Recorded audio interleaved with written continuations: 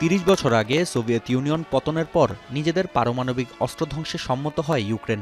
এরপর থেকে প্রতি বছরই দিনটি পালিত হচ্ছে ইউক্রেনের সশস্ত্র বাহিনী দিবস হিসেবে। জাতিসংঘ নিরাপত্তা পরিষদের স্থায়ী ৫ সদস্য কিয়েভকে সুরক্ষা দিতে সম্মত হলেও যুদ্ধ শুরু হবার পর প্রতিশ্রুতি পূরণ হয়েছে সিকিভাগ। শুক্রবার মধ্যরাতে জাপোরিঝিয়া লক্ষ্য করে হামলা চালায় রাশিয়া। এতে বেশ কয়েকজন হতাহতের তথ্য নিশ্চিত করেছেন অঞ্চলটির গভর্নর। ধ্বংস হয়ে গেছে বেশ কিছু স্থাপনা। জাপোরিঝিয়ার কয়েকটি অঞ্চল এখনও বিদ্যুৎহীন। এমন পরিস্থিতিতে জনসম্মুখে নিজেদের নতুন রকেট ড্রোন উন্মোচন করেছেন জেলেনস্কি। পেকলো নামে খ্যাত এই ইউএভিগুলো তৈরি করা হয়েছে ইউক্রেনেই। প্রেসিডেন্ট জানান ৭০০ কিলোমিটার দূরত্ব অতিক্রমে সক্ষম লং রেঞ্জ ড্রোনগুলো শিগগিরই ব্যবহার করা হবে রাশিয়ার বিরুদ্ধে।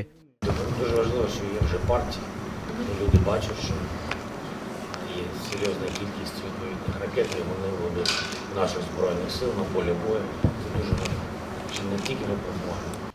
এদিকে বেলারুশের সঙ্গে যৌথ নিরাপত্তা নিশ্চয়তা চুক্তি সই করেছে রাশিয়া।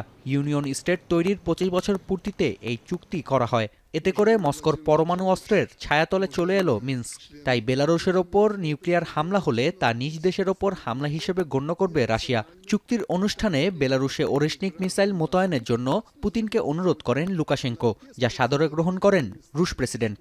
В рамках оборонного пространства союзного государства функционирует единая система ПВО.